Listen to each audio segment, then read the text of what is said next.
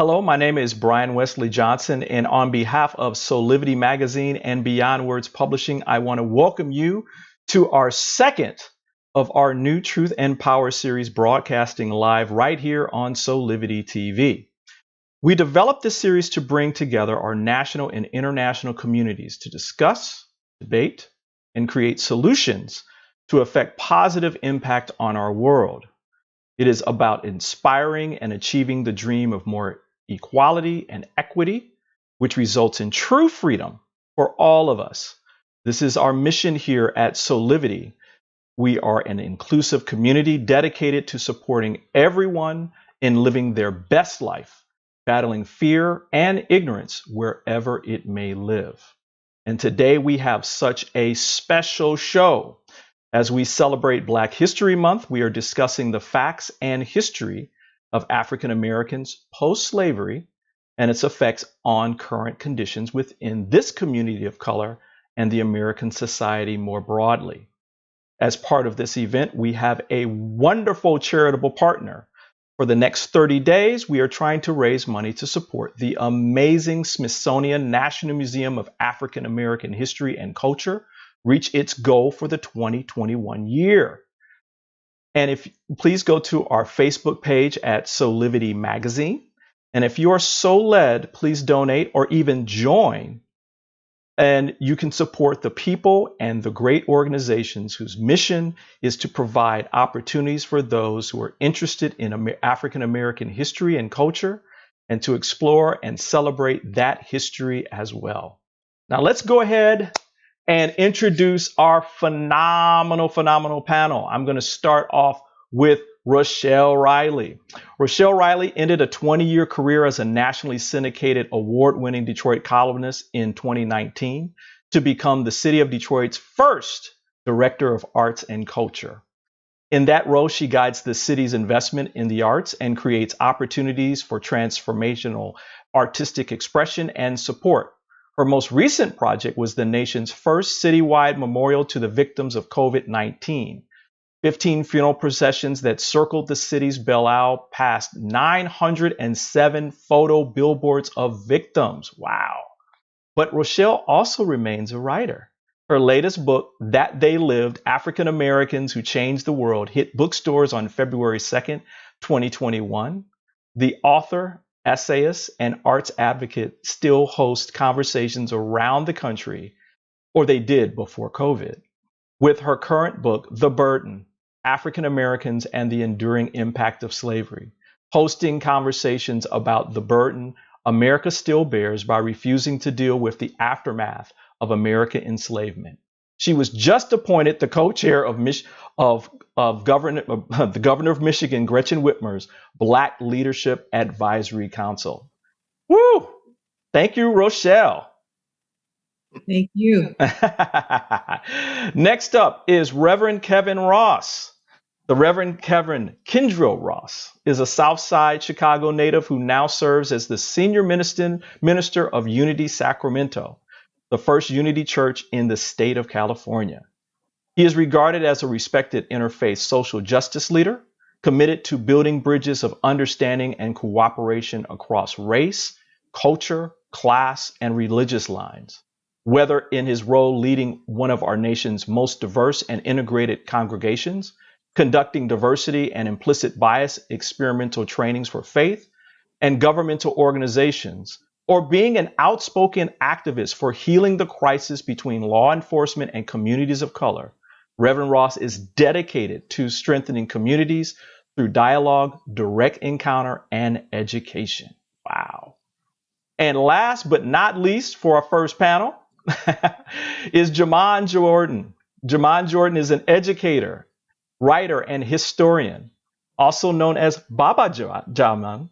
He has been a teacher of African and African American history for 20 years and a researcher of Black history for decades. He has given over 100 tours and presentations for the Detroit Public Schools, Walled Lake Public Schools, and numerous charter schools, as well as university class groups from Wayne State University, Michigan State University, Georgetown University, New York University, and the University of Michigan. His lectures on Detroit's African American history has been featured in the Detroit News, the Detroit Free Press, CBS Radio, Deadline Detroit, NPR, C-SPAN, CNN, in the History Channel, Detroit Public TV, WDET, and Michigan Radio. Woo-hoo-hoo! Y'all, we got the panel for y'all. Welcome, everybody. Thank you so much for being here. Thank you for having us. Thank you. Thank you for having me. Thank you, Brian. Oh man, as we were talking before, I was telling you guys that I have been looking forward to this event for a long time. We were talking offline about the fact that we don't talk enough about our own history, and this is a golden opportunity for us to do that. And so I want to thank you for being here. Thank you for your willingness to join us and talk about what will probably be some tough things for people to hear, because there's the good, the bad, and the ugly.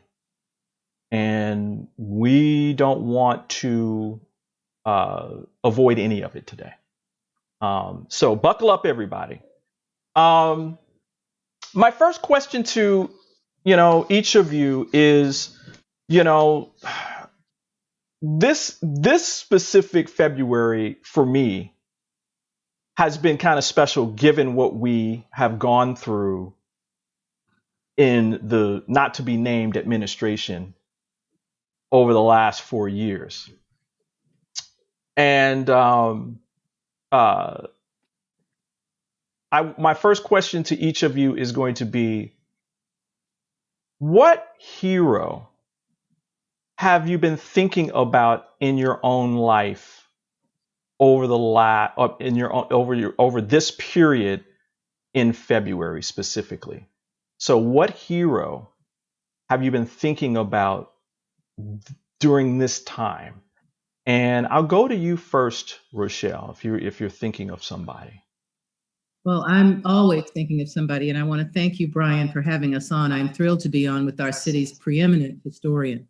There's nothing about Detroit that I need to know that he doesn't know, and I'm thrilled to work with Jamon. And I'm also thrilled to meet the great Reverend Ross, Rev Kev, because is really doing God's work. I want to mention two things. I'm not the first director of arts and culture. I'm the first in 20 years. Oh, so wow. My first act was to meet with the last one they had in the 1990s, a woman named Marilyn Wheaton. And I told her my very first duty was to make sure that the city of Detroit was never without an Office of Arts and Culture again. The second thing is, was the first book. It came out in 2018 and it did well and people read it, but circumstances change. And since this is the first Black History Month of the Revolution, people are now requesting this one as much as the new one. And I'm thrilled for both of them. But both of them I owe to my grandfather. His name was Willie Benny Pitt, and people called him Mr. Benny Pitt, all three names. And I'm sure that he did that because we grew up in the South, in North Carolina, where there were people who would still call men boy. No one ever called my grandfather boy. And everything I do is in honor of him and because of what he did to make sure I had a career. And the second one, of course, is Fannie Lou Hamer, because we truly sometimes forget that as an African-American woman and all of the African-American women in my family, we did not get the right to vote in 1920. I do not celebrate suffrage, 1920. I got the right to vote in 1965, thanks to Fannie Lou Hamer. So my mom, my aunts, and we owe our suffrage to her. Wow. Wow. Thank you for that. Rev Kev, how about you? Who's been on your mind lately in terms of our history? Again, I'm grateful to be with all of you. This is already a huge bright spot in my day in African American History Month. So I'm delighted. I have to go with two as well, and they happen to be women as well. The late Reverend Dr. Johnny Coleman, who was the founder and senior minister of Christ Universal Temple, the first Black mega church to be built in the first mega church to be built in the city of Chicago. But she was a powerful woman who inspired my life and career. And also Amanda Gorman. I am looking at her as a shero who is articulating the hope and the future of our nation. And the way she captured that powerful moment, where a standing president on his day, a vice president on her day, took back seat to the possibility and promise of this young Imagineer who overcame so much. So I'm thrilled with the past for my spiritual teacher, Dr. Johnny Coleman, but I'm also excited about the future from the Harvard student, Amanda Gorman. By the way, her grandmother served on my board of trustees, and a couple days before the event, she asked me to pray for Amanda, and you no idea. I love it. I love it. I love it. And how about you, Jamon? How about who's been on your mind specifically during this time? So these are two Detroit historical icons that people may not know, but Dr. Joseph Ferguson was the first African American to graduate from what is now Wayne State University's College of Medicine.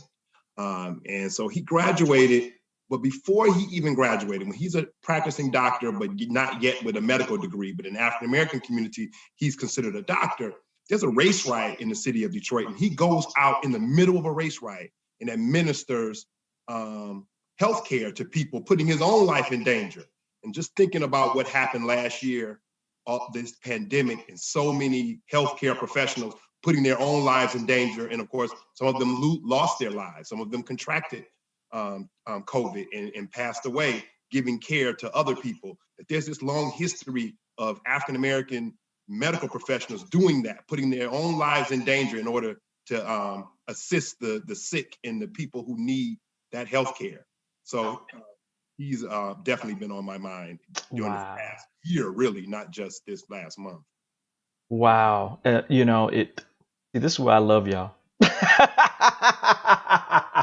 I could have picked any one of those and I could have ran away with them. I don't know why. Well, I know why he's a giant, because we stand on the backs of our giants. John Lewis has just been on my mind. Of course. John Lewis and Representative Cummings, who is a student of him. They both have been on my mind in terms of, just the change, that's happened under their watch, but then the change in how our society has seen people of color from one administration into the next, and now back into this new administration. And I see them kind of looking over us and looking down on us and saying, okay, this is an opportunity. This is an opportunity for y'all. Let's push the ball ahead. Truth and Power, the name is specific for Soulivity, because we can't get empowered without the truth first. And so that's why we named this Truth and Power. And I wanted to start, I was thinking about, okay, how do I want to start our questions and conversation about different things? And I said, well, why don't we level set with folks, right? Why don't we have some level setting with folks around our history? And the Washington Post had a really, really good article lately, this month, about myths of Black history. And it was written by Keisha Blaine. I'm doing a shout out to her real quick so that she understands that we're going to be talking about it. And I wanted to go through, not all of them, but like 2 or 3 now, and then we can talk about some later in our segment where we're going to have another guest come in. And the first myth is that slavery was a Southern phenomenon. I think a whole bunch of people think that slavery was just germane to the South. And that is not true. And I see you nodding there, Javon. That's right. That's exactly right. So I'm going to let you give people just the snippet of what really went down and why that's not true. So just very short, it doesn't have to take that long. What we call the transatlantic slave trade was the forced capture, enslavement, migration via the Middle Passage on slave ships to the Caribbean, Central and South America, particularly Brazil, and North America, particularly the 13 colonies, but also the New France and New Amsterdam. So the Dutch, the Portuguese, the Irish, let's break them down. Okay. Portuguese, the Spanish, the French, the British, and the Dutch were the main five. There were other groups involved as well, but those were the main five European countries, nations involved in the mass enslavement of Africans, wherever their colonies were in the Western Hemisphere. So the Spanish are in Cuba and Puerto Rico and in South America and Central America. The Portuguese are mainly in Brazil. The British are in Barbados and in Jamaica and the Virgin Islands and these 13 colonies. The French are in New France, which are in Canada, but they also have a place called Detroit. Everywhere these groups of people are, they're enslaving people. Right. So Africans are enslaved in all of these places. All of the 13 colonies had slavery before they became a part of before that was the United States. Every one of them, Massachusetts had slavery, New York had slavery. And after, or the areas that will later become part of the United States, places like New Orleans, which was a French territory, places like Detroit, which was also French, places like Florida, which was Spanish. Those places had slavery, and when they get folded into the United States, they will continue having slavery. So Detroit had slavery. And so slavery is not a Southern phenomenon. At one point, slavery was an all-American phenomenon. Wow. Thank you for that. Rochelle, did you want to jump in on that one? I just want to say I can remember the very first time I read about people who were doing that great migration, not counting the migration of the later century, but that great migration north to escape slavery, only to get into Detroit and be re-enslaved. And I thought, we journalists, we think we know everything. I read that and was horrified, because even though I knew it was not a Southern phenomenon, it just freedom. We're re-enslaved just like that, right there on the Canadian border, where you think that folks made it to there, they were able to go across the river, and they were not. Wow. How about you, Kevin, Reverend Kev? I mean, you're from Chicago. I am. There's a lot of history there too. And what did you learn about in terms of the early parts of slavery there? Well, growing up on the south side of Chicago with my grandparents who were from the South, they had some better history than what was being taught in the Chicago public schools at the time. And so a great deal of my education about the transatlantic slave trade came from my family. My grandparents migrated from Arkansas at a time when jobs, factory positions like GM and all of those were coming along. And so we had to learn those things about slavery at the dinner table, often growing up in that 3-story brownstone, which was a big deal at the time. Right. But I believe I learned correctly most of what I understood. In fact, I remember my grandfather saying that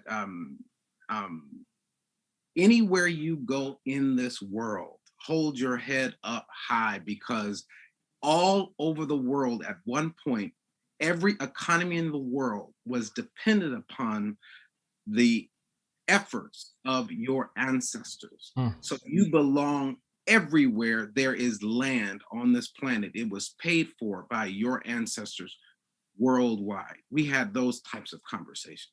Wow. Thank you so much. I mean, slavery was not germane to the South, y'all. It was everywhere. In fact, once Christopher Columbus hit the Caribbean, slavery was here. Period. Okay. Why don't we move to this next one? And we're moving. I want to make sure we got that done so that we could start moving into our main discussion. Here's another myth. Abraham Lincoln ended slavery and freed enslaved people. I know, y'all. I know you just kind of like, okay. And again, this is what this program is about. It's about exposing the truth. And I see you, Jermaine, just like, yeah. Go for it, so man. Of course, this is something that I talk about a lot. So this is not a new thing for me. Let's start with the fact that in 1860, when Lincoln runs for president on the Republican ticket, he is not an abolitionist at that point. Right. Now, we can argue that by the time he is assassinated in 1865, he has evolved to become an abolitionist. But in 1860, he does not run as an abolitionist, and he is not an abolitionist. You can read his own writings. What he is opposed to the expansion of slavery in the new territories. So he's a moderate free soiler. There are radical Republicans in the Republican Party who are abolitionists. Charles Sumner is one. Thaddeus Stevens is one. In Detroit, we have Zachariah Chandler. He is a radical Republican and an abolitionist. And so they believe in not only the end of slavery, but they believe that Black people ought to be considered citizens and with equal rights. That's something else that Lincoln has not yet. He doesn't have that position in 1860 when he's running as president. So while he's president, the South will secede and there will be a war. Initially, Lincoln is trying to get around addressing slavery in this war. But the abolitionists are telling him, that's what the war is about. You're going to have to address this. The South has said, this is what the war is about. And so Lincoln is finally forced as a military measure to sign the Emancipation Proclamation. But let's understand something before we center Lincoln in this story. Black people, once the Civil War begins, Black people are escaping from slavery because they know now that there's a war going on against the people who are enslaving them. So if you see somebody fighting the people who are enslaving you, you're going to try to run away to the people who are fighting. So you got Black people escaping. You have small level slave revolts going on throughout the South, which is hurting the South's effort to fight this war. Right. You have Black people breaking the tools, burning the crops. You can read the letters of the wives who were left on the plantations, the Confederate wives who lived on the plantation. Their stories about what's happening on the plantation when their husbands are away fighting the war. And you can see that Black people are really engaging in a full-scale slave revolt throughout the South, which is helping the North win, right, which is helping Black people get their own freedom. And then when Lincoln signs the Emancipation Proclamation in 1863, it only applies to the states that are in rebellion. So it does not apply to the states that stayed on the Union side. But now those states don't listen to Lincoln. They're fighting a war with Lincoln. But those Black people, when they hear about this, they escape on a massive level. Right. And not only do they escape, they joined the Union Army. Almost 200,000 Black soldiers joined the Union Army, and they were not drafted. Some of them were in Canada. They had escaped from slavery on the Underground Railroad and living free. They come back to the United States to join this war to fight against the people who were enslaving them. Black people freed themselves.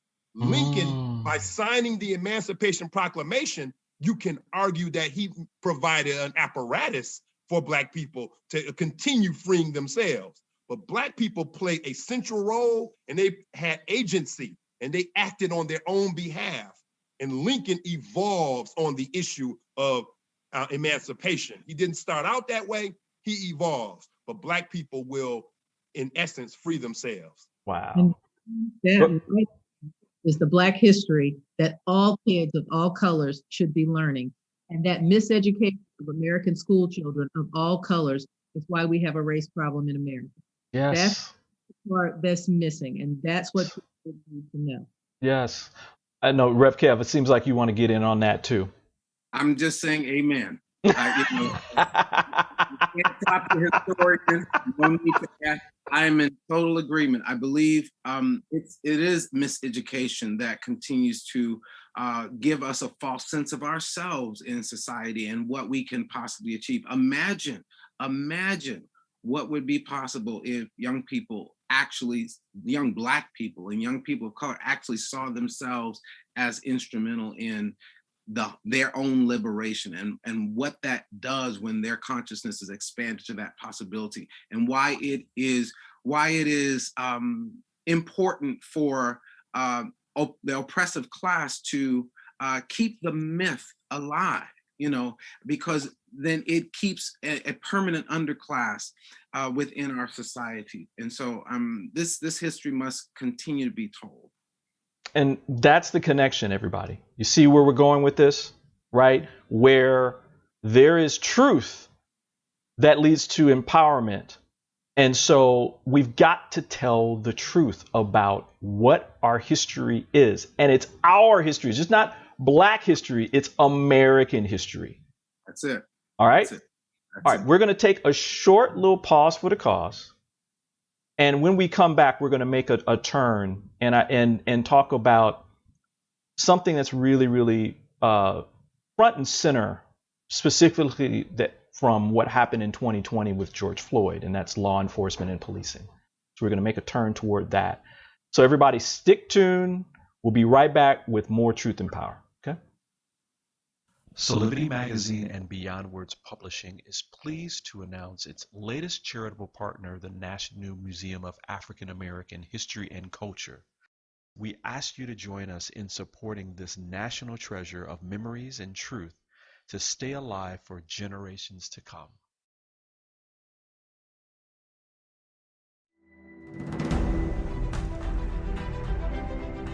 Creating this museum gives us a chance to make manifest the dreams of many generations.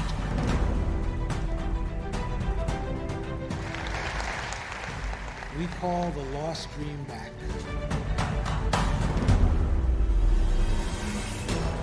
This is a milestone moment not only for the Smithsonian,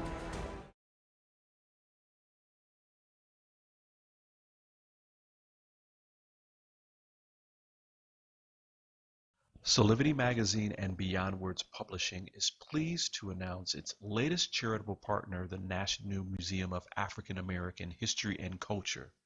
We ask you to join us in supporting this national treasure of memories and truth to stay alive for generations to come.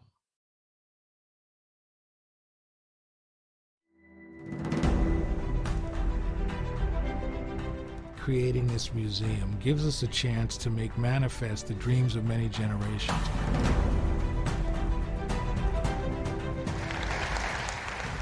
We call the lost dream back.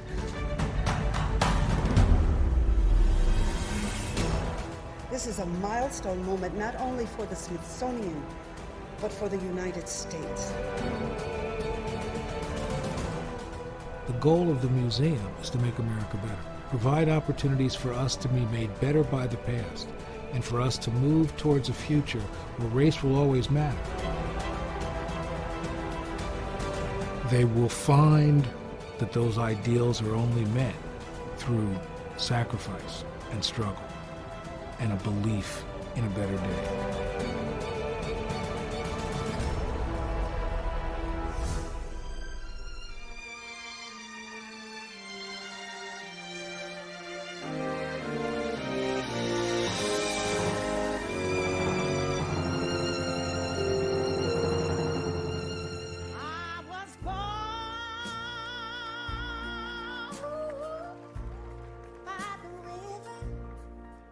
This place is more than a building. It is a dream come true. History, despite its wrenching pain, cannot be unlived. And by knowing this other story, we better understand ourselves and each other. I, too, am American. We ask you to join us in supporting this national treasure of memories and truth to stay alive for generations to come. Soulivity Magazine and Beyond Words Publishing want to remind you about the importance of continuing to follow public health guidelines to protect yourself, your loved ones, and your community. Please continue to wear a mask, wash your hands, and watch your distance. Please visit these sites for further information about how to stay safe from COVID-19 into the new year. Remember, love protects us. Police are supposed to protect and serve, but has that ever been the case for Black Americans? Today's baggage, how slavery helped create modern-day policing. Let's take it back to 1619, when a group of several hundred Africans were kidnapped from their village, forced onto a Portuguese ship, only to be stolen by English pirates at sea. After a voyage filled with horror and death, what's referred to as some 20 and odd Negroes arrived in the New World and were sold in a place now known as Virginia. Yes, enslaved Africans were in the New World before your beloved Pilgrims. These few Africans survived the perils of the transatlantic slave trade, which had been underway since the 1500s in the Western Hemisphere. During the slave trade, Africans were captured and forcibly brought to the Americas in ginormous numbers. Historians say that from 1526 to 1867, something like 12.5 million enslaved people were stolen from Africa and journeyed to the Americas. Only about 11 million arrived alive. Back to 1619. Those who did survive the horrors of the slave trade and were brought to what would become the U.S. were also subjected to the first form of organized policing in the South, known as the Slave Patrol. In case you missed it, the Slave Patrol and slave catchers were the first form of organized police in the South. These watching-ass white folks first emerged in the colony of Carolina in the early 1700s and set the tone for policing as we know it. The Slave Patrol kept tabs on the whereabouts of the enslaved. And that meant if Black men and women were off a plantation, then the Slave Patrol could demand to see a slave badge noting their occupation. Slave Patrol could stop and search whomever's belongings just because. Now, I wonder who that sounds like. Then there was the slave catchers. That role is pretty self-explanatory. Slave catchers chased and returned runaways. They also intentionally scared the bejesus out of the enslaved to instill a sense of fear and prevent revolts. There was some overlap between the role of the slave catcher and the slave patrol, but together they enforced the idea that Black people were second-class citizens and that white people were the authority. And organized police departments, they enforced this racial hierarchy too. In South Carolina, for example, by 1837, there were dozens of officers in the Charleston Police Department whose jobs were essentially to monitor the enslaved. And though slavery was abolished after the Civil War, the spirit of tracking and policing Black folks lived on. During the Reconstruction era, Black codes were enacted with the quickness, and they restricted how Black folks could live their lives. David A. Harris is a law professor at the University of Pittsburgh. Harris specializes in law enforcement and race, so y'all know we're gonna have a lot to talk about. How did Black people's relationship with law enforcement change after emancipation? Law enforcement often was cast in the role of enforcing Jim Crow laws and other kinds of laws aimed at maintaining the racial caste system and at keeping Black people, quote, in their place. So law enforcement, to the extent it existed, would be one thing for white people and another entirely for Black people. It was aimed at maintaining the racial separation that existed in their system of racial privilege for whites and second-class, at best, citizenship for Blacks. And this didn't only exist in the South. There were certainly law enforcement efforts that did the same thing in northern city towns. But in the South, the system of racism wasn't just upheld by law enforcement. Vigilante groups like the Ku Klux Klan played a massive role in terrorizing Black communities with lynchings and other forms of violence. You would find many powerful and prominent people to have been members of the KKK, including law enforcement. You would think today nobody in law enforcement would want to be out front as a member of the KKK. Of course, you wouldn't see that. But in those days, it was acceptable for many kinds of leading citizens to be involved, and law enforcement was no exception. Case in point, Hugo Black. an ex-Klan member who went on to become a member of the U.S. Supreme Court. I digress. So for the most part, it was the responsibility of the police to uphold the law of the land, which in the South meant enforcing segregation. Police were oppressive and violent. This was well documented during the Civil Rights Movement, when at times they wore riot gear while using hoses and dogs on peaceful protesters. Why is the imagery of the police dog so important? So you don't have to go far back into history to imagine black people running away from slavery being tracked by dogs.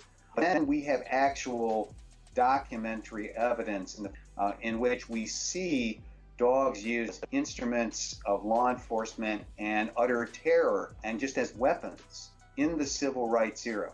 It's a weapon, literally, for law enforcement purposes, like a club or a gun would be. And it is also a message from history. Dogs have been used before in contexts like this, and they're being used now.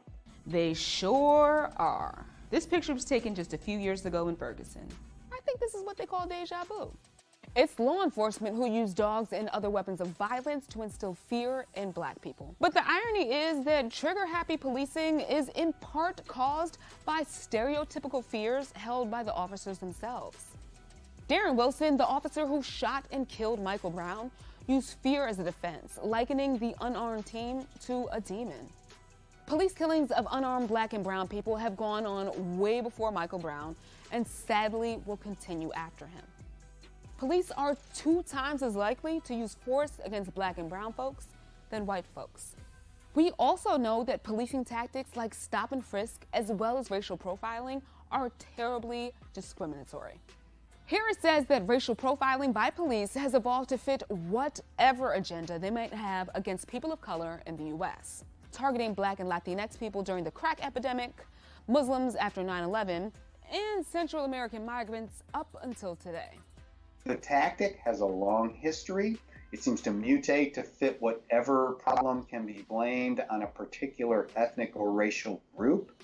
It has never shown any degree of success, and yet it persists. $1 million question. Can policing in America be fixed? I think the whole criminal justice machine, complex, what do you want to call it, must be vastly scaled. I think it's far too large. I think it has much too great a role in our whole society, and therefore it's too powerful, and it just chews people up and spits them out and does so more with certain communities than others. If you're poor, if you're black, if you're brown, you have more to fear from it. It's a fact, right? So I think profound and far-reaching reforms are necessary in many places. Today, we see reminders of the unquestionably racist history of policing in this country. From police in riot gear armed with dogs, to officers being caught in white supremacist Facebook groups, and cops on horses leading with a rope tied up like animals. The evolution of slave catchers and patrolmen to modern-day policing is undeniable.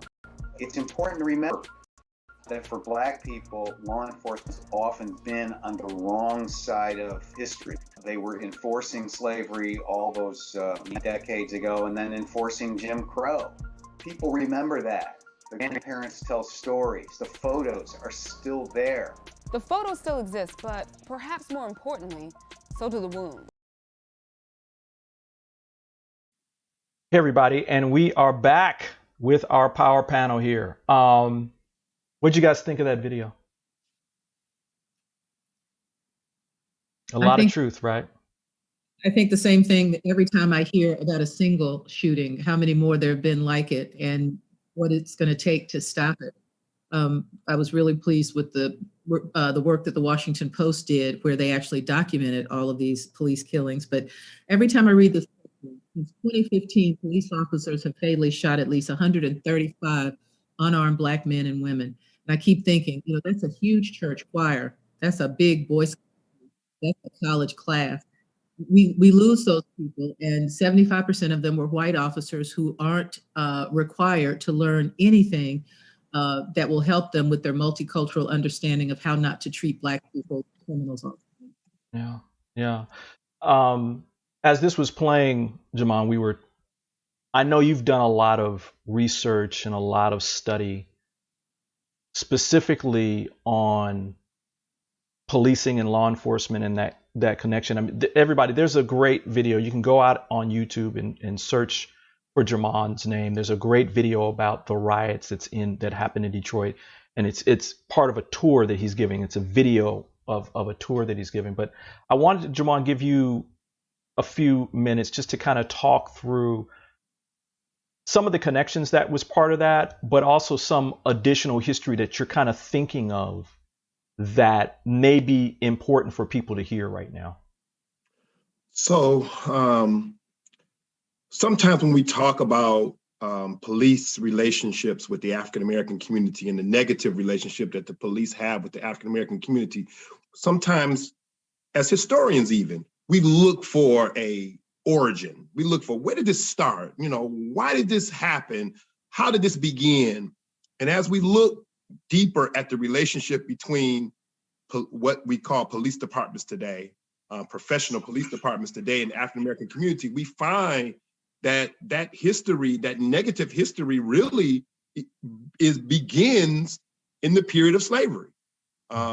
The proto-police departments, they're not quite police departments as we think of them today, but the proto-police departments that existed, these slave patrols, these paddy rollers, these slave catchers, these bounty hunters, these overseers, they work as a unit of what is enforcing slave codes against African Americans. And so the law for Black people who are enslaved are these slave codes. So we're not talking about, you know, it's against the law to rob someone, or it's against the law to commit murder. We're talking about it's against the law to read.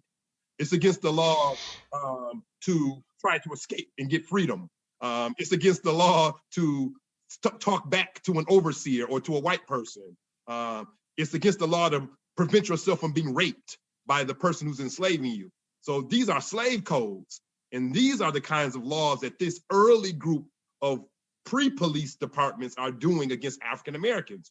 When slavery ends, or when African Americans escape to places that don't have slavery, because of the fugitive slave laws that have been created since this country was created. So the first fugitive slave laws inside the United States Constitution, but we'll get two later ones, the fugitive slave law of 1793 and the most strict fugitive slave law of 1850. Once they're created, it turns all of the police departments in states that don't even have slavery, it turns them into slave catchers too, because now they're federally bound to help slave catchers, bounty hunters, and slave owners return people who've escaped from slavery. And so Black people have, since this country was founded, have always had this negative relationship with what we call police departments today. And so that early history really helps to inform where we are right now. After slavery ends, because of this doctrine of white supremacy, the new police departments will adopt that as part of their training. It may not be their formal training. They may not be taken to the side on training day and told that, but it is infused in the culture of policing that African Americans do not deserve the same treatment that you afford to white citizens because they're inferior. They're not quite as human. They don't have equal rights, and they ought not have equal rights. And so that gets infused in police departments. If you look at all of the videos during the civil rights movement, and you see them in Birmingham, and you see what the police departments are doing to these African American nonviolent protesters in Birmingham, or you see them in Selma trying to march across from Selma to Montgomery, and you see Bloody Sunday when these state troopers attacked these nonviolent marchers. You see it over and over again. It helps to inform us right now when we see unarmed and innocent Black people being beaten, killed, choked, and murdered by police officers. If you see what they did to nonviolent protesters in the 1950s and 60s, then it makes more sense. It becomes much more understandable what's happening to unarmed African Americans today. Wow. Thank you, man. Thank you. Woo. You know, as you were talking, I was thinking about the movie 12 Years a Slave and the connection, right? Because a lot of people think, oh, well, everything was fine in the North. And you had all these people that were in the North, and they were, and you had black people that were free and doing that. And you did have some of those people, but you still had slave catchers that were actually grabbing That's right. free people too. That's all That's part right. of it, people. That's all part of the through line. And you also have to remember that there was an economic empowerment that not slave catchers, but police departments, because the plantation owners needed that free labor back. So you could get arrested, a black person, for anything, and your choice was to go to jail or go back to the plantation. So there was still this perpetuation of slavery. And people tend to forget that because we don't talk about the economic impact. No. We don't talk about that really is what built America. Because if we talk about that, then we have to talk about what that meant and what is still meant by, having that free labor.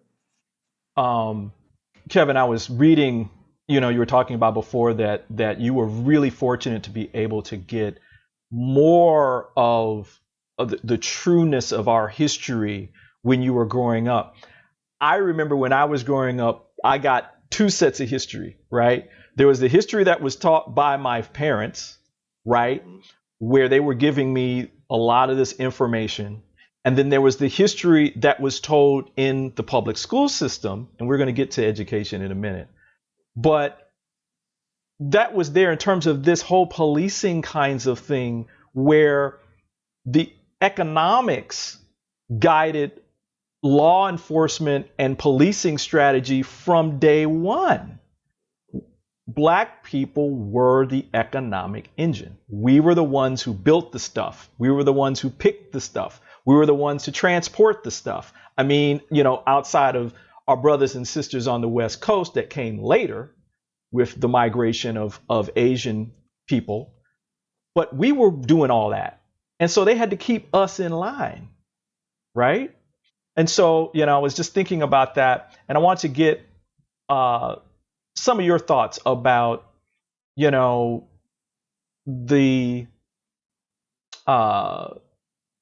challenges that you saw growing up, and then later when it regards law enforcement. I had a very unique upbringing on the South Side of Chicago, and I when I talk to my brothers about this, I grew up when there was community-oriented policing. There wasn't such a thing in Harold Washington's, Chicago, Illinois, where he somehow impacted the law enforcement to really be conscious about this concept of public safety being one where the law enforcement officers actually lived in proximity to the people that they were policing. So I remember the officer friendly program where the officers would come to the school and introduce themselves. We knew our police officers, we knew our firemen, we knew our mailmen, we knew the butcher, and we knew these people growing up. I remember a time, and gangs have always been a part of the culture in Chicago, but I remember a time when officers were chasing gang members in my neighborhood, and they were able to identify me. Kevin, go inside, okay? Go inside. They knew I wasn't one of them, okay? When I left for Morehouse, something happened right in this war on drugs in terms of my particular neighborhood. With the onset of the war on drugs, policing changed very differently in our neighborhood. And when I talked to my brothers about their experiences with law enforcement being racially profiled, my brother was beat in front of our house by a law enforcement officer. The culture changed very rapidly in my particular community. So there's a lot I could say about how public safety is viewed related to law enforcement, depending on leadership at any given time. But I am fully aware of the ideological framework in which policing has been done throughout the history of the nation. But I had a unique kind of experience, personal experience growing up, where I saw both sides of that change. And of course, in my work today, being heavily involved in activism interacting with bad actors in law enforcement who are racially profiling, beating people. I drive in my car, real talk, I drive in my car today with a laminated insurance, my insurance papers, my identification, my registration is laminated. I can just pick it up just like this, because I got to get home. I've got 3 babies and a wife to take care of and a church to be concerned with. And I've had those chases. I would love to talk more when we get more into this discussion. I can kind of speak to what it's like now, in terms of my experiences with law enforcement and what I understand today. That's a good point. I remember just even recently where I hopped in my car to run somewhere and I didn't have my driver's license and all that. And I immediately turned around and got that stuff in my wallet because of the fear of getting pulled over and you don't have your driver's license. Whose car is this? That kind of thing. And it's a fear. It's a definite fear for many people of color. And it's historic, as Jamon was talking about, where this is not just something new. Again, it goes to the myths, people. We're talking about the myth that this is just something that just popped up and it's, why? They must have been doing something and that kind of thing. That all started centuries ago. And history repeats itself when we don't hear it the first time. Yes. It dawned on me just recently that it was Bloody Sunday, the anniversary of Bloody Sunday last year, when a group of students, activists, clergy had, in our city in Sacramento, California, we were marching on a bridge in Sacramento, East Sacramento, very wealthy enclave, protesting the district attorney's decision not to prosecute the officers involved in the shooting death of unarmed Stephon Clark. And while there, the law enforcement had completely ramped up as if we were in 1965 or 4 or 3.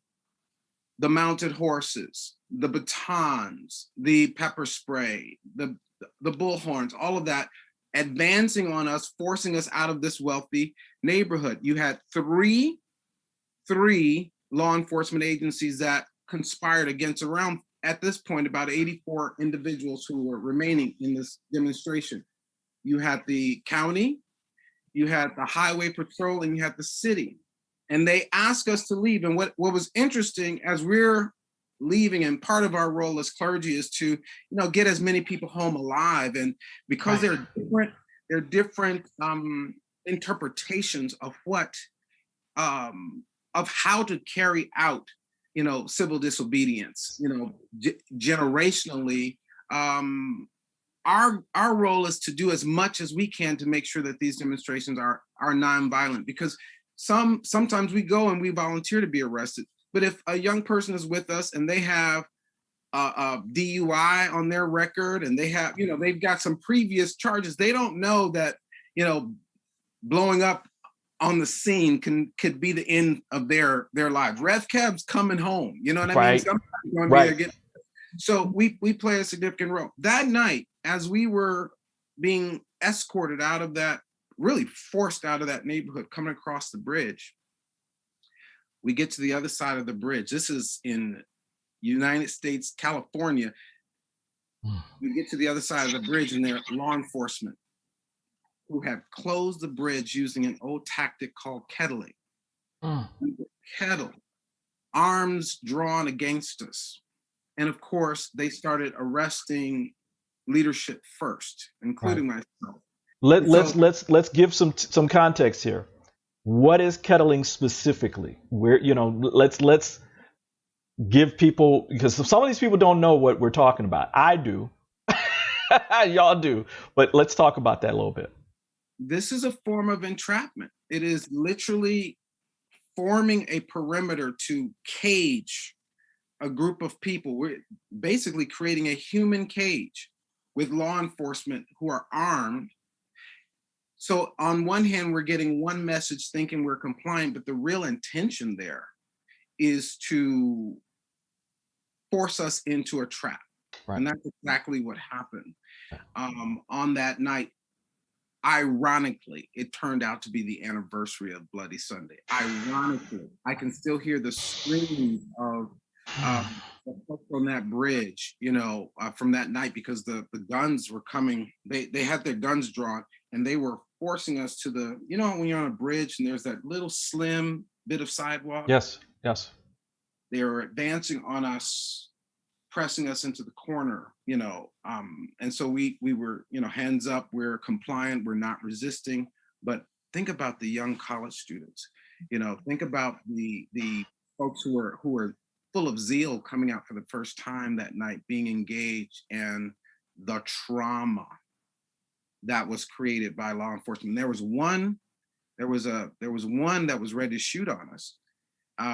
He went out with his gun drawn, coming in at us, and some other white officer just had the presence of mind to say, he grabbed him back. Wow. Otherwise, all of those guns that were drawn at us were going to be popping off in seconds. Right. And this is America today. This is what's happening right now to known personalities.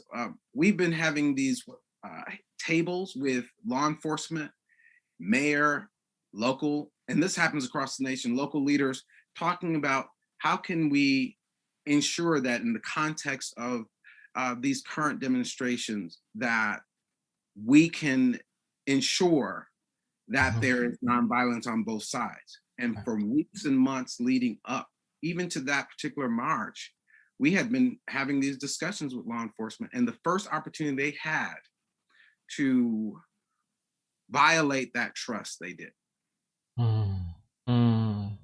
Jamon, I see you really feeling what Rev Kev is talking about here. I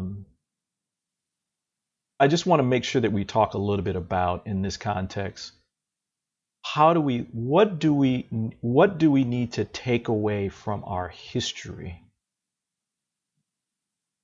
to start affecting change today as it regards to law enforcement? There's Black Lives Matter, and there's been, defund the police. But I want to get your perspective as a historian who understands the truth and then the reality of the connection between that historic truth and what we live today. Yeah. Rev Kev said it earlier when he was talking about the South Side of Chicago during the time of Harold Washington, and what Harold Washington was able to create. And this has been done in a number of cities. The issue is we need to find a way to sustain that kind of policing. It lasts for a while, but at some point things change.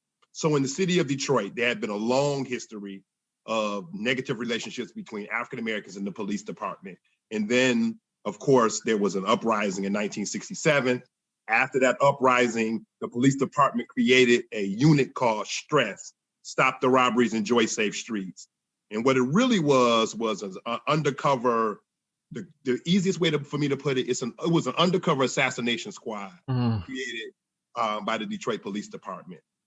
Coleman Young is a state senator at the time, and he's running to be mayor. And he's making that part of his campaign. A major part of his campaign is to get rid of STRESS, right, to get rid of this assassination squad, this group of plainclothes officers who would come into the African-American community looking like they're just a poor or a drunk white person in a rough community with money coming out of their pocket. And then, of course, if you tried to rob them or take the money, they pull out their guns and shoot everybody who tried to do it. Not arrest you, not take you to jail, but kill you. Right. The STRESS would have shootouts with other police officers, with African-American police officers. They'd have shootouts with them. So they were just a Wild West rogue group of officers. And so when Coleman Young runs, he runs to get rid of STRESS. And when he becomes mayor, he's elected in 1973 election, becomes mayor. Executive Order 1A is the end of STRESS. So he gets rid of stress, and then he creates a system of hiring officers from within the community.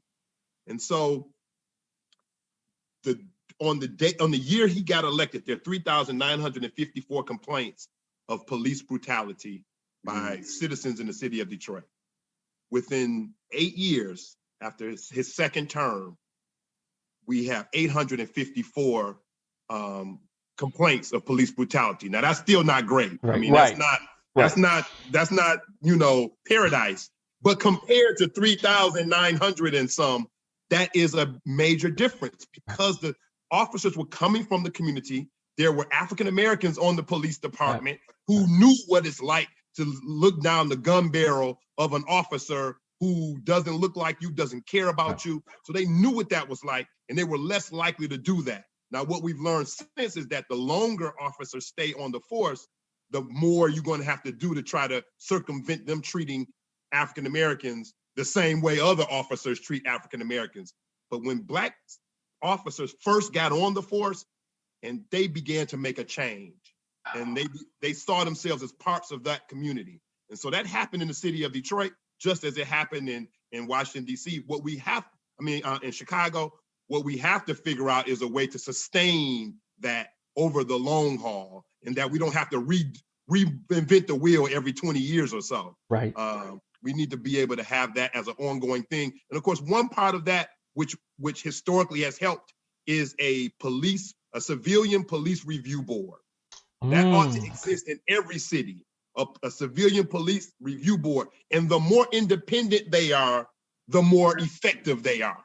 So if they're chosen by the police department or by the mayor, they're not as effective as if they're created and chosen by the community. Wow. So the more the community has a stake in this group, the more effective they are in circumventing some of these events. Excellent. You know, Rochelle, as Jamon and Kevin were talking about this, there's another obvious part in this too. We're talking about communities, right? Community policing, police who feel part of the community, and such and such and such. There was a time, I think it's ended now, but there was a time that all employees of the city of Detroit had to live in the city of Detroit. Mm-hmm. Remember that? Remember that, Rochelle? And I know you guys are remembering this too. That went away, and they allowed people to live outside of the city. Talk a little bit about that too in your own experience, because I know as an employee now of the city of Detroit, but also a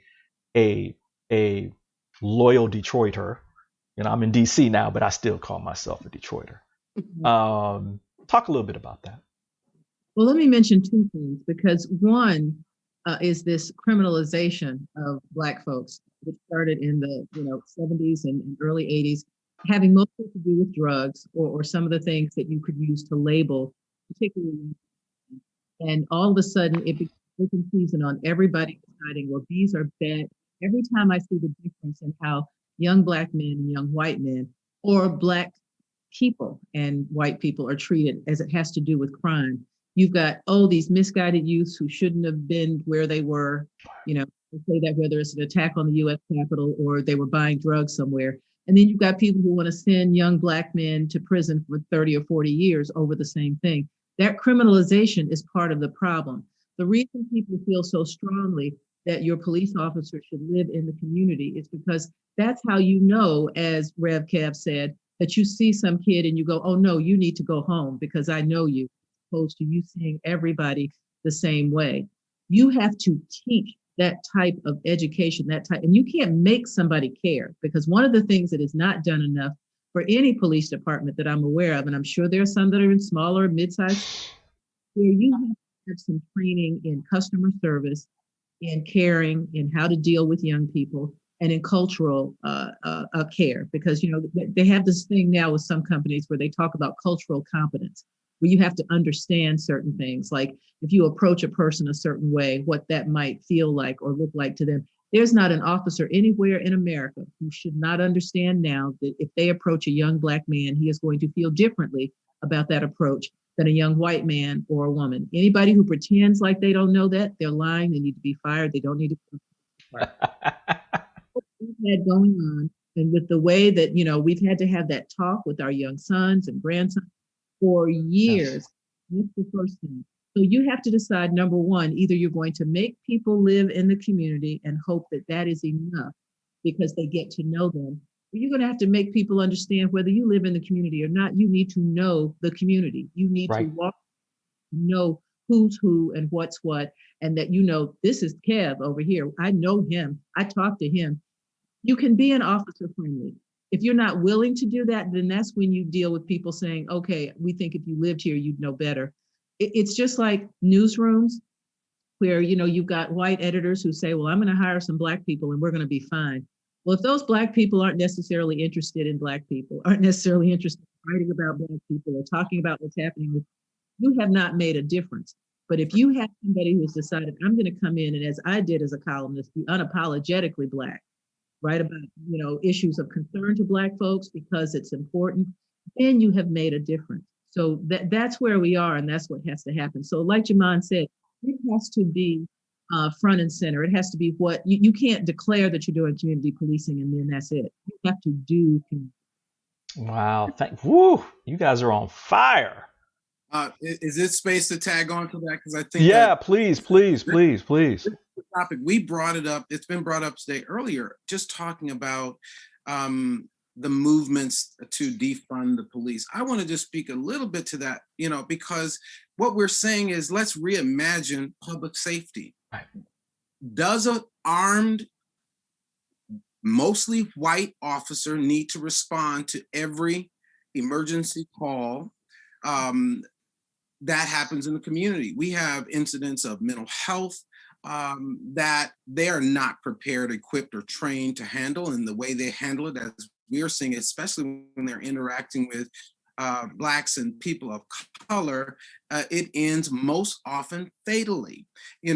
So are there other individuals, groups, professionals, experts in our communities that can be called? And that's some of the work that we're doing in this state, our city council and even the governor, to really, the county, actually, we're still working on that county, boy, the county, whew, that's another story. But we pressed the mayor to understand that when activists are saying defund the police, there's a radical side of that, obviously.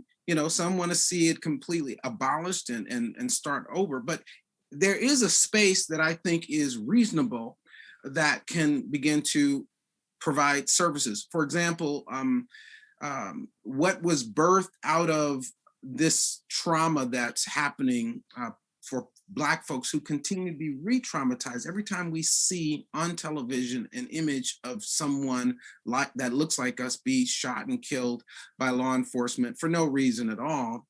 We ended up creating in Sacramento what we call Safe Black Space. And Safe Black Space brings together clergy and African American or Black mental health professionals together to create circles that are Black spaces for individuals who are experiencing the kinds of trauma that comes with this environment that we're living in, that gives them the space to process through it in a healthy way, and also gives them an opportunity to be referred to for services that they may need, wraparound services that will allow them to function so that they don't go to work and pop off at the first white person that says the wrong thing and really run the risk of losing what they've worked all these years to face. So there are ways in which our own communities can begin to imagine how we create safety. Subsequently, we're working on what we call Grandma's Backyard.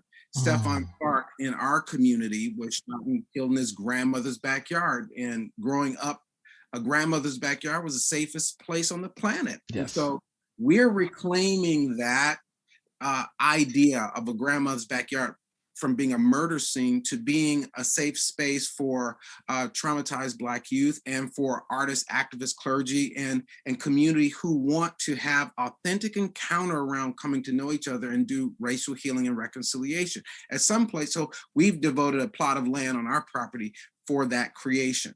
At some point, we're going to have to become instrumental in what public safety looks like and get more involved locally. We often think that the national elections are the most important elections, but the pain is happening locally. We're seeing these things happen locally. And so our lack of information, our lack of being connected to those places where change can happen keeps us out of it, keeps us in these sick cycles. And so that's my 2 cents. I think that we can reimagine public safety to include more stakeholders who really care about our well-being as a whole. Yeah, looks like we lost Rochelle. I guess she'll be back. Why don't we take a pause for the cause real quick? And we're going to continue this thread, but we're going to continue it in a different way. There, she's back. My apologies. It's okay. Hey, look, all this energy in this conversation is probably, the internet's probably like ping, ping, ping, ping, ping, ping. But we're going to continue this thread because when we talk about communities, we can't talk about communities without the history of how those communities were built. Right? And so we're going to take a short pause. We're going to make this turn toward housing and economics, and we're going to welcome a very special guest. Okay? So everybody stay there, stay where you are, and we'll be right back. Okay?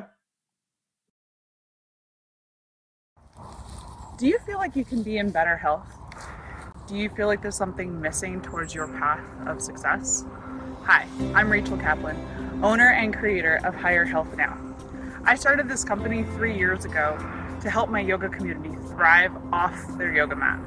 What I realized is that there's people from all walks of life who need this training. Today, I work with professionals all over the world, explore what's holding them back from living their version of good health, and help them shed light on the action steps they need to take to bring about that positive change. Professionals like you, who want to be better in their work, better in their relationships, and take massive action towards living your life purpose. That's the meaning of higher health. I'm excited to meet you and show you the path towards living your higher health now.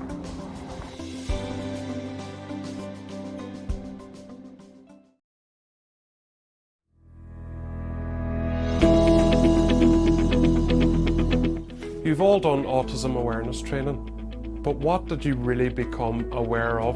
That autistic people have obsessive and repetitive behaviours, have trouble making eye contact, don't really make friends easily? It's time for that form of training to go, because what everybody needs, whether it's autistic children or adults in the workplace, is acceptance. So what I would like you to do is to think of everything that you've ever learned about autism and autistic people, crump it all up and throw it away, because this is something completely different. It's an entirely new model of training. It's about neurodiversity, it's about acceptance, and it's how autistic people like me and everyone else out there can grow to live happy and successful lives in school and in the workplace. My name's Jude Morrow, and this is Neurodiversity Training International.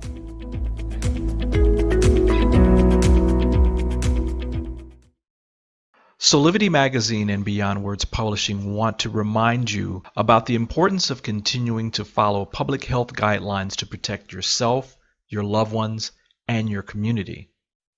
Please continue to wear a mask, wash your hands, and watch your distance. Please visit these sites for further information about how to stay safe from COVID-19 into the new year. Remember, love protects us.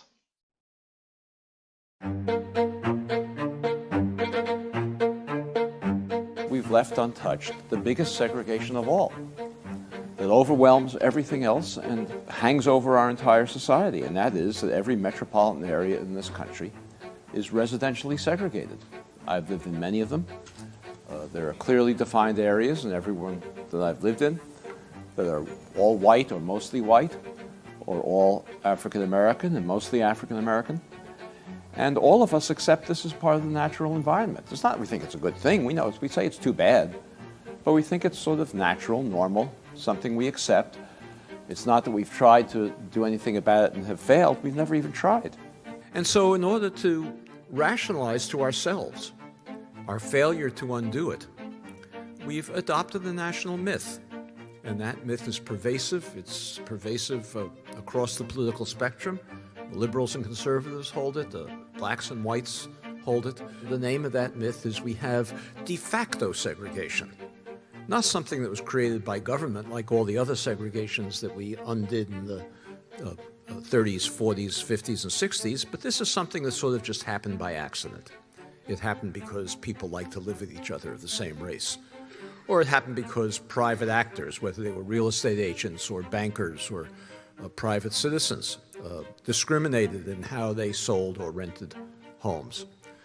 Or it happened because African Americans happen to be poorer than whites on average, and therefore they can't afford to move to middle-class communities. De facto segregation is an utter myth. There is no basis to it whatsoever. The racial segregation in every metropolitan area in this country was created by racially explicit government policy designed to create racial boundaries, designed to ensure that African Americans and whites could not live near one another, with policies that are so powerful that they still determine the racial landscape that we see in cities all over the country. Just like we have the myth of de facto segregation, we also think we know what public housing is. It's a place where poor people live, where lots of mothers with children, single parents with children, lots of young men without access to jobs in the formal economy, acting out, engaging in oppositional behavior that attracts attention to the police and a cycle of violence that we've seen in so many places. That's what we think of as public housing. But that's not how public housing began in this country. Public housing began in this country as a program for middle-class, working-class families. During the Depression, poor people were not permitted into public housing when public housing was first created. There was a housing shortage, and public housing was created for people who could afford to pay the full rent in housing, and they did in public housing, but for whom there was no housing available. Everywhere, the Public Works Administration and the other federal agencies that succeeded it created segregated public housing, separate projects for African Americans and whites in cities all across the country, frequently segregating neighborhoods that hadn't previously been segregated, that were integrated. During World War II, the actions of the government intensified to create segregation. They intensified because throughout the country, hundreds of thousands of workers flocked to centers of defense production, of war production, to take jobs that hadn't existed during the Depression. And the migration of workers into centers of defense production overwhelmed frequently the communities where they were working. The federal government had to build housing for these workers if wanted the ships to be produced. For the African Americans, they built the housing on temporary housing because the explicit goal of the housing was that African Americans after World War II would leave and go back to the South. So they built temporary housing for the African Americans along the railroad tracks and near the shipyards. And they built more stable housing for the white migrants in the white residential areas. Very soon after that, in the mid-1950s, a development occurred everywhere in the country, which was systematic, similar, and widespread. And that was that suddenly all the white projects began to develop large numbers of vacancies.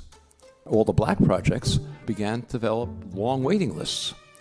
And soon the situation became so untenable, so conspicuous. You couldn't have projects in the same city, some of which were virtually empty and the other of which had long waiting lists. The federal government and local housing agencies opened up all projects to African Americans. And then at about the same time, industry left the cities. Fewer and fewer jobs became available to the now increasingly and soon almost all African American population in the public housing. The population could no longer afford to pay the full cost of its rent, so the government had to begin subsidizing public housing. Maintenance declined in the projects. Prior to this, maintenance workers lived in the projects. They were paid good salaries and lived in the projects. Upkeep declined. The projects became vertical slums.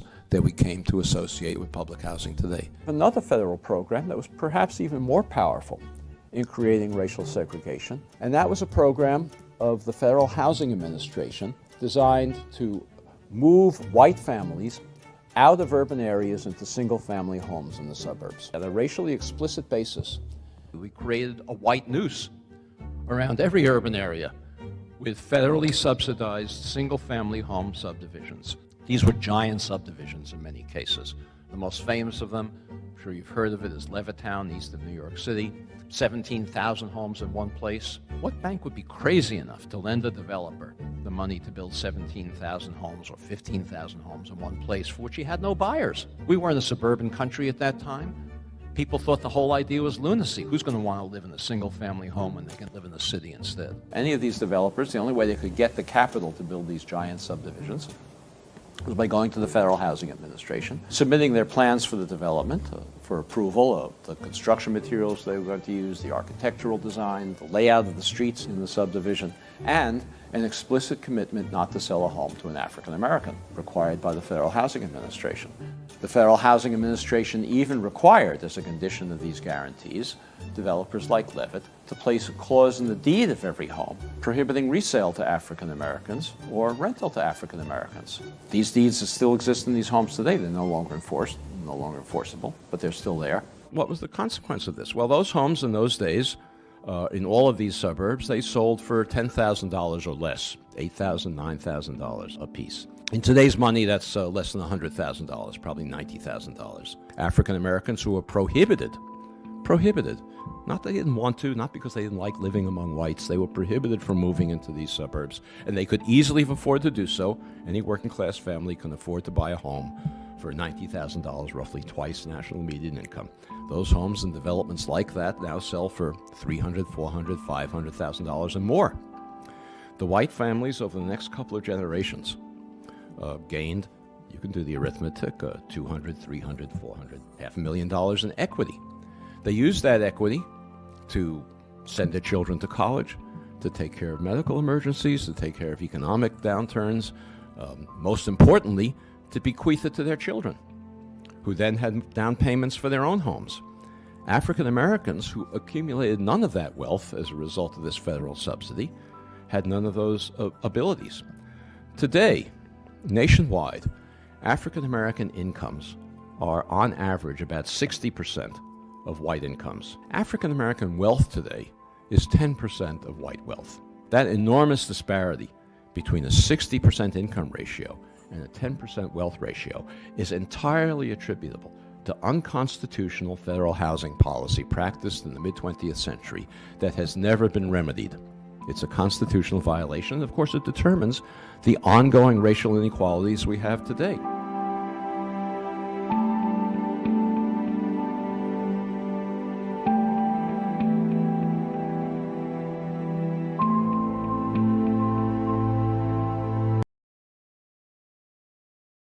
You back? Well, let me get myself off mute here. And I want to welcome you back to our event celebrating African American history. And it is my pleasure to welcome to our panel Sasha Gay Angus. Sasha Gay Angus is the president and CEO of Manna Incorporated. It serves low and moderate income families, assisting them to fulfill the dream of home ownership in the Washington, D.C. area. Since 1982, Manna created and preserved nearly 1,200 units of affordable housing for low and moderate income DC residents, and homeowners have accrued over $160 million in equity. They also support financial literacy and homeowner training programs, which has been replicated more than 200 times across the nation. So we want to welcome you, Sasha, to our panel. Oh, it's my pleasure.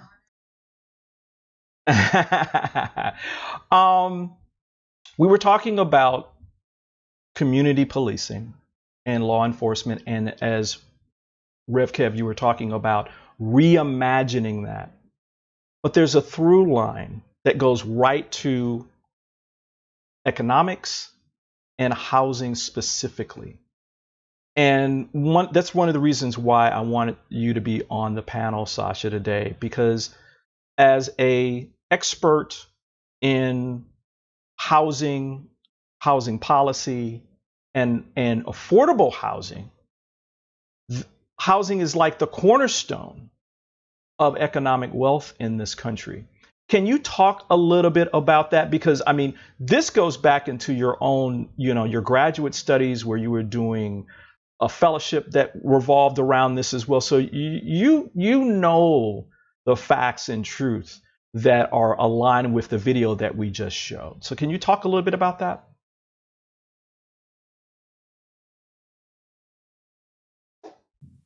This whole idea of how housing policy affects wealth in this country is very crucial. There's a very direct connectivity, and frankly, to be clear, the wealth gap in America has never really been wider. It is wide, and it's just been growing over decades. You can tell from the video that historically African Americans have been disenfranchised as a result, of federal policies, such as redlining, where the government led cities.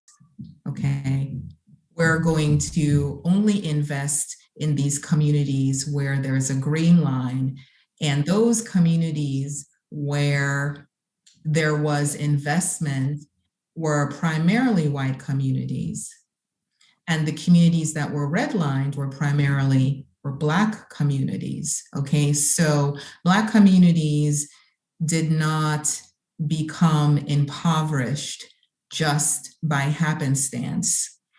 It was it was because of disinvestment. And at the time, to be clear, during the Great Migration, when Blacks from the South, came to cities like Chicago, Detroit, St. Louis, Tulsa, they were seeking a better experience, a better life, and seeking the right to exercise their right to vote, to own homes, to have a steady paying job. And as it relates to home ownership specifically, if a Black family is trying to buy a house and they're blocked out of the legal market to purchase a home, they're stuck. And so they were relegated to what's called contract buying, where, these contract brokers would essentially say to a Black person looking to buy a house, you're going to pay me the down payment and the monthly quote unquote mortgage on this house. But guess what? You're not going to get the deed of the house until you complete all the payments. Wow. And if you miss one payment, all the proceeds goes to the contract buyer, and that Black person loses their home. So when you consider that communities were redlined, right? So there's no money, no investment being spent in them. Black families may be buying or trying to buy in those communities, but they're dealing with contract buyers, they're dealing with real estate brokers or appraisers that are really setting them up for failure. And over a period of time, these communities broke down. They broke down because of disinvestment. So what you see that occurred in cities like Chicago, Detroit, a lot of the urban cities, it was not by happenstance. It was as a result of structural policies that really led to the disintegration of those communities. A bit about, there's a disproportionate system right now in terms of Black wealth and white wealth, okay? And of course, wealth means, owning, entrepreneurship. You may be able to accumulate wealth through entrepreneurship. Yeah. One may be able to accumulate wealth through real estate, business holdings, etc. And then one also needs income as cushion, right? But income can be lost through, health-related matters. Income, one can lose a job, etc. The aspect of wealth building is really important for African Americans, because the primary way in which they've been able to accumulate wealth is really through home ownership. Right. Whereas, white families have not had to rely on home ownership, as much. There is a study that came out from the Brookings Institute that essentially said that, Black median income in 2019 was about $44,000, whereas the median income for whites was $72,000 across the country. But Black wealth was 1/8 the wealth of white households. So we have a lot more work to do around this. We have a lot more work to do in addressing the systemic problem that we're facing today in terms of the wealth gap. Wow. Thank you for that. I mean, and again, everybody, this is the truth. I mean, these are the facts and the history that we live in as a country, right? That has been there. And we're not just talking about that this is something that a small group of people were doing. This was actual policy at the local, state, and federal levels that blocked Black people out of the same opportunities that white families had.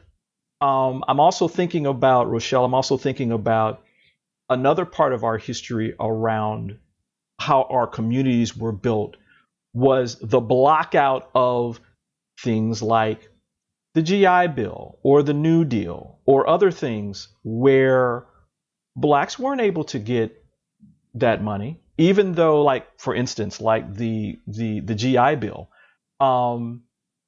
Black soldiers died.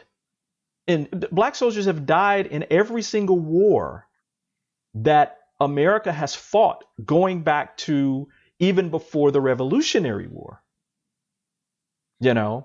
And so when Black GIs came back from the war, they didn't get any of that money, or if there was a chosen few that might have gotten, but it was nowhere near the amount of money that white GIs got to rebuild their lives post World War II. Can you talk a little bit about your experience and the history around that as well?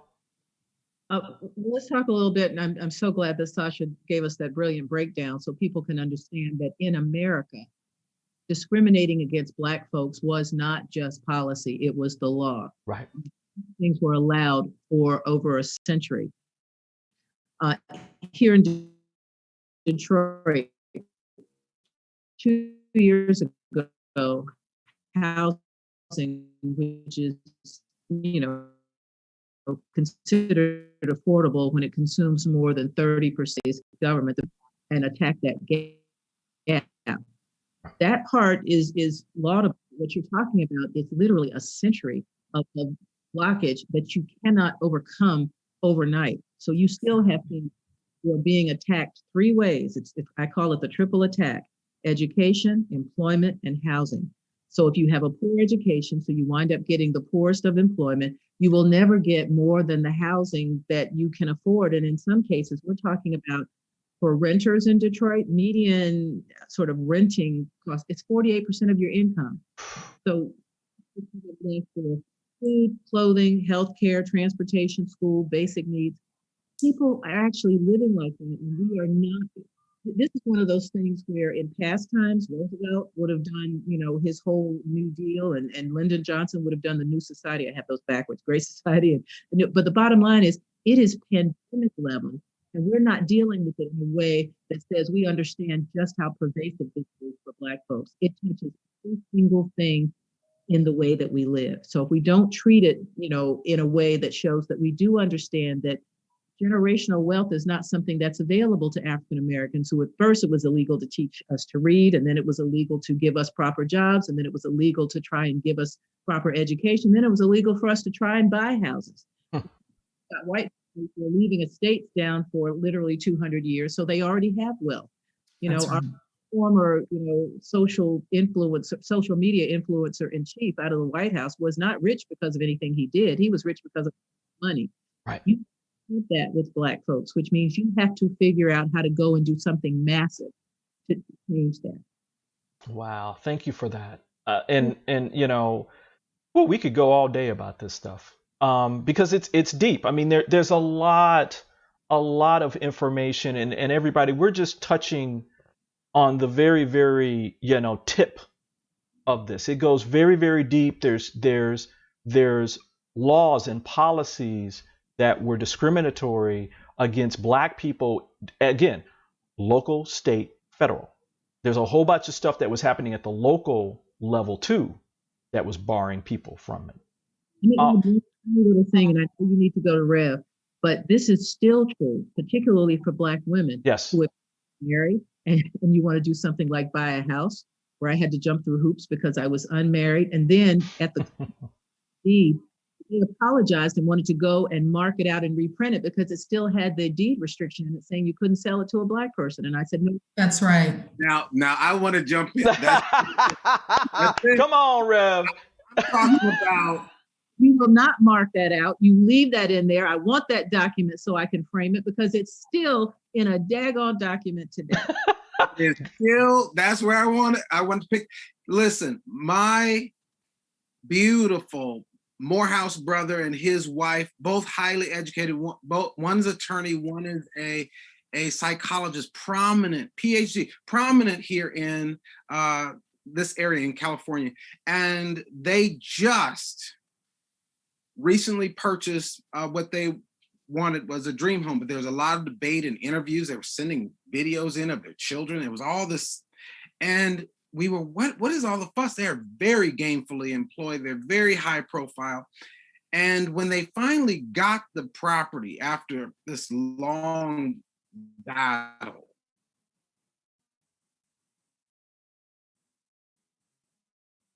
the restrictions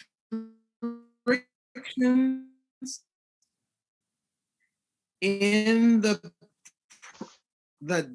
property deed sold to the other 4 weeks ago. Wow. I'm talking, this is very, and I know for our white relatives, our white brothers and sisters who are tuning into this, I want you to know that as you begin to engage and become interested in being allies or stand alongside this whole effort to dismantle systemic racism within the United States of America and begin to align yourselves with the causes that will affect and uplift Black people, you're going to have to face the dark past that we have faced. And it is I know it immediately kind of rattles you and I can't believe it and all, but let's go ahead and get over that, because that shock, that initial shock, is our daily existence in this country. And any type of Black success in the United States of America, any Black success in the United States of America took at minimum double the effort, double the effort of any other achievement. And of course, we know that that's an underestimation. So as we're celebrating Black History Month and the accomplishments of Black people, what we've been unpacking for you on this series is, in this show, is what we've had to crawl out against. So when you're looking at Black success, you're looking at tremendous resilience from the person who's been able to hold down a job and sanity in the United States at the same time and get kids off to school, who've been able to graduate from college. And you're talking about literally resisting the entire system of government in the United States, along with social practice. So that's what you're looking at. And we're kicking off And this is American history, as has been said. We're looking at a year-long, all year-round celebration of these accomplishments, because this is what it means to start to move past this sense of allyship, where if I get uncomfortable, I can bow out, to one of real brotherhood, one of real, true engagement. There's no backing out. We're building a world that works for everyone, and to do that, I can't be colorblind and blind on the real issues. I've got to get color brave and be able to handle a discussion like this and know that I can still participate. You might lose a few friends and family members who may not want to talk to you no more. It's true. But this is where this is where the rubber meets the road. This is the real change. So I'm pumped about this. Sasha, you want to jump in? Reverend Kim, you are absolutely right.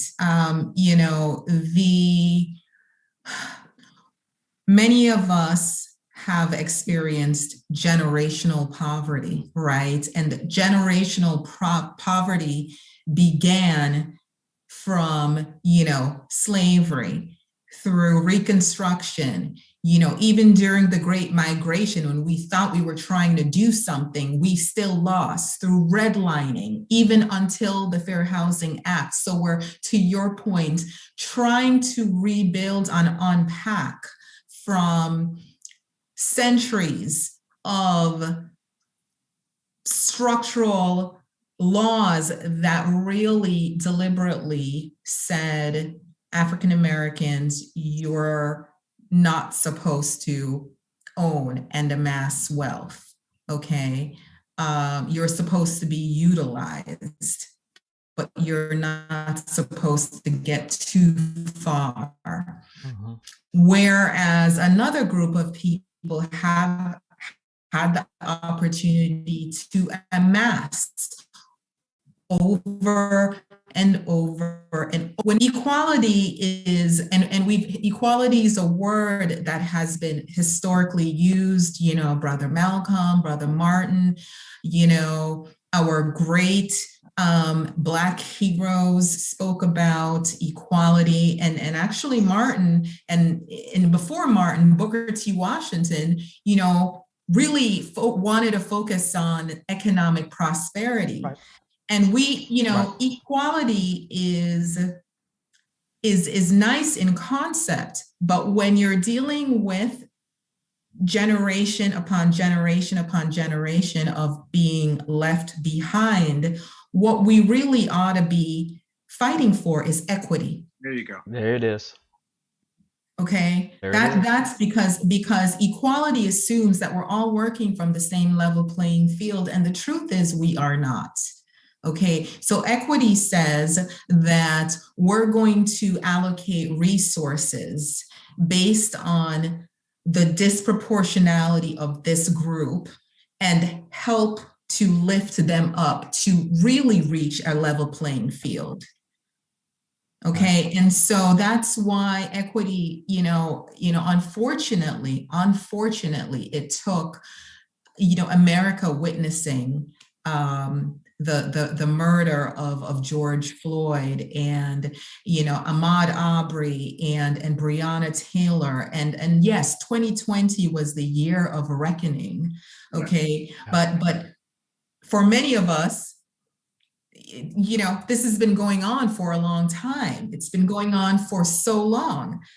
But what we're seeing, and I don't want to get too far ahead of myself, but now I think that the conversation around equity is starting to take place, and it's a very important conversation, because that is really where we need to be heading in order to address the disparities that our people have experienced over generation. Absolutely.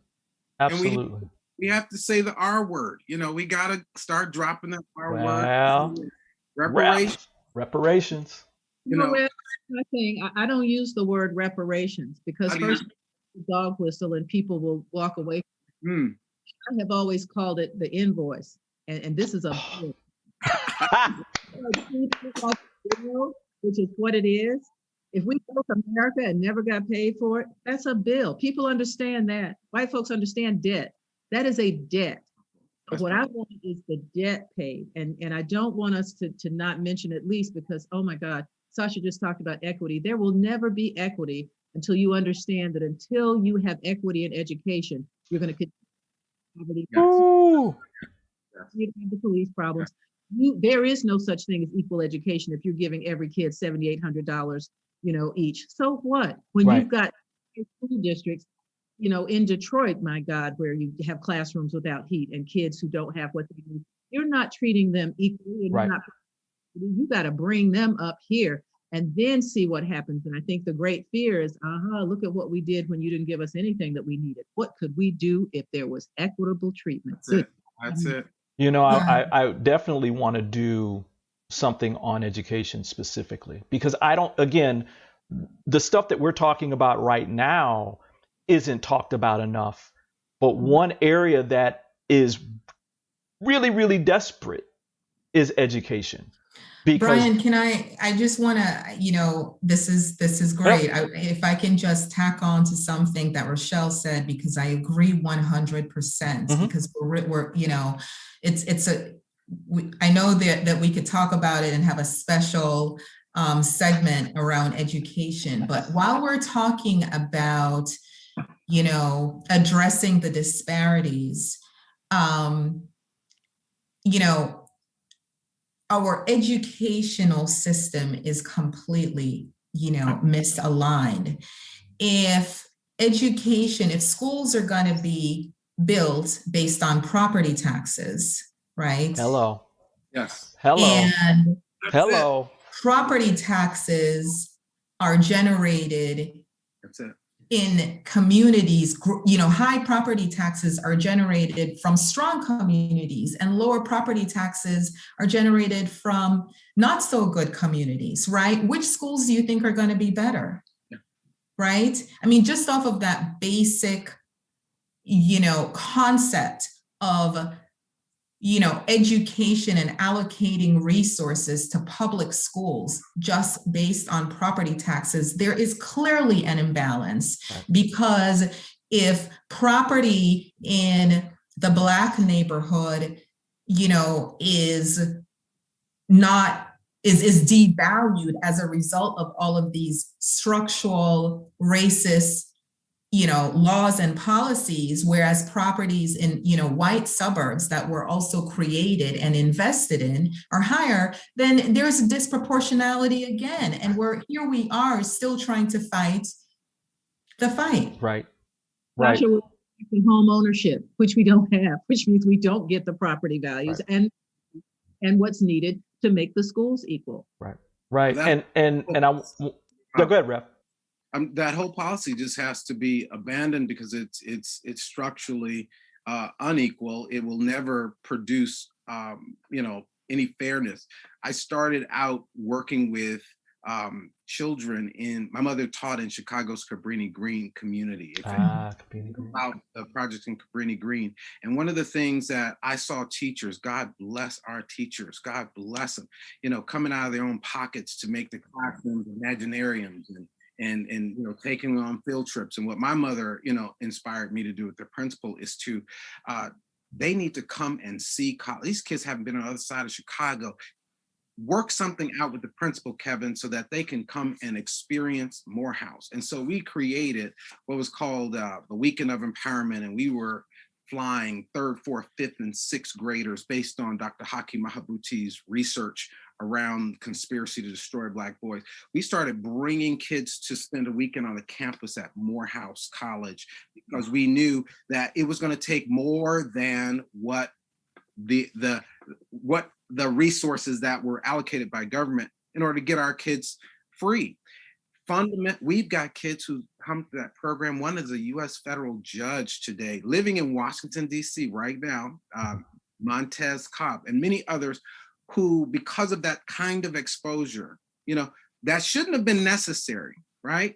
That shouldn't have been necessary. We've had some home runs, but the housing and the way it's structured right now, based on taxes for folks who don't have money to who don't own property to pay the housing taxes is a setup. It's slavery by another name. That's what everything that we've been talking about is slavery by another name, right? Especially when you're talking about this whole contract housing policy. It's always a way to re-enslave, our people, and freedom is the goal, always.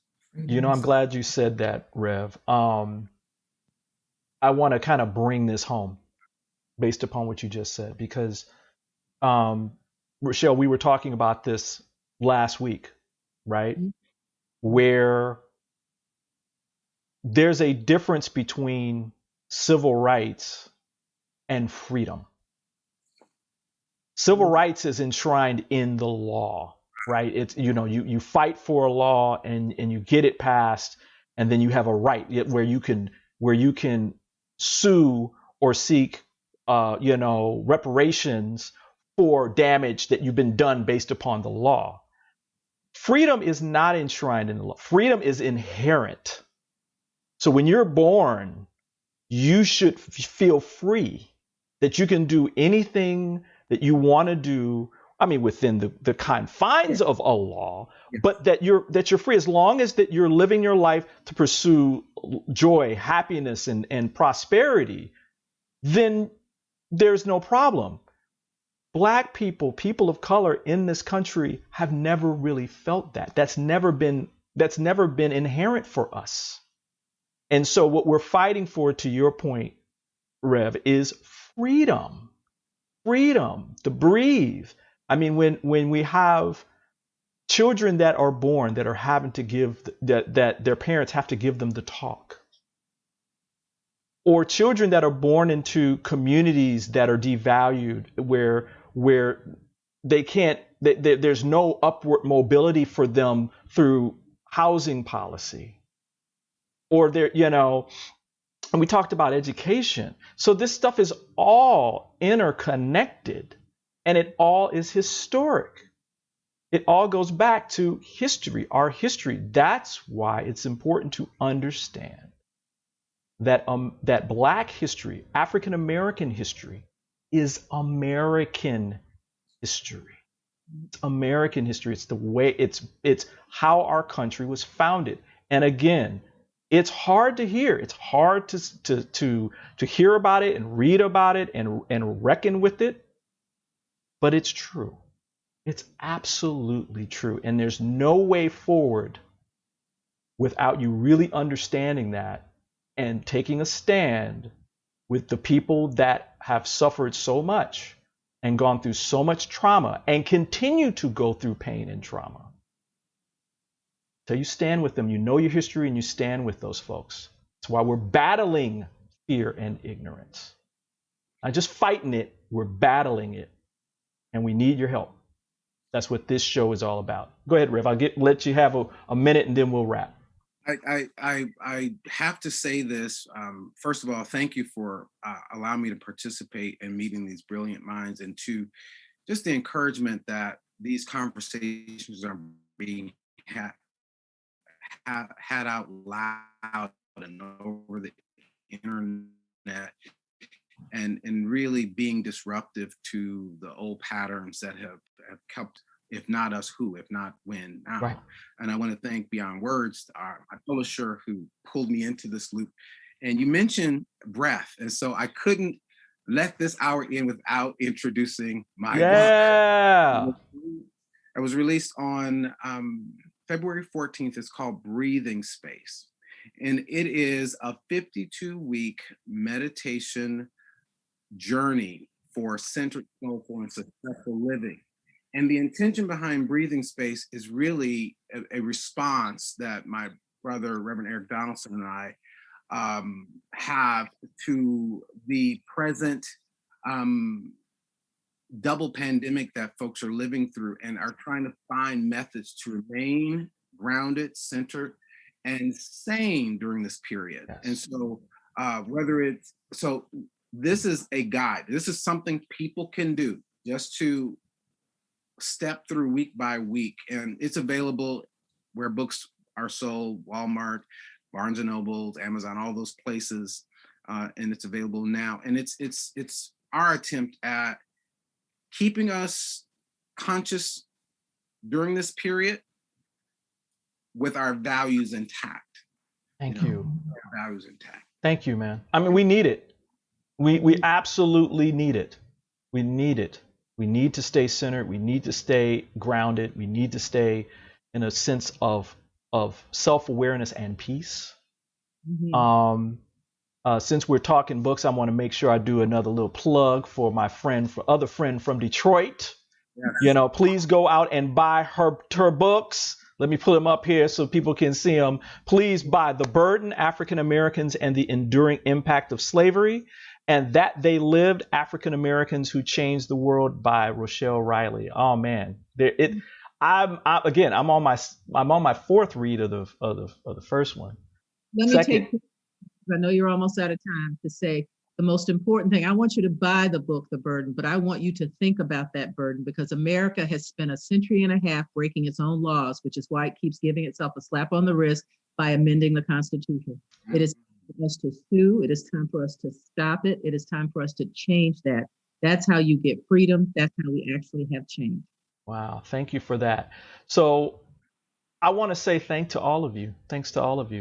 Rochelle Riley, Rev Kev, Kevin Ross, Sasha Gay Angus from Mana, and of course, who had to leave, Jamon Jordan from Black Scroll Network. Make sure you go check out his website too.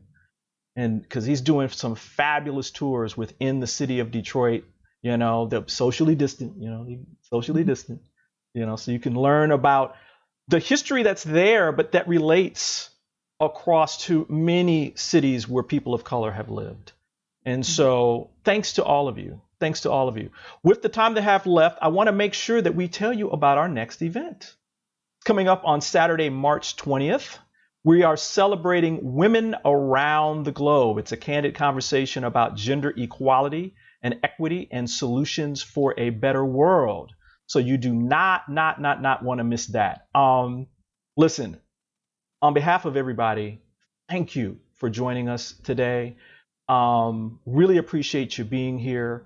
Hopefully we'll see you at the next event coming up in March. And until next time, this is Brian Wesley Johnson on behalf of everybody saying thank you for being here. And I'm wishing you a life full of passion, purpose, and high quality living. I'll see you next time. Thank you. Beautiful.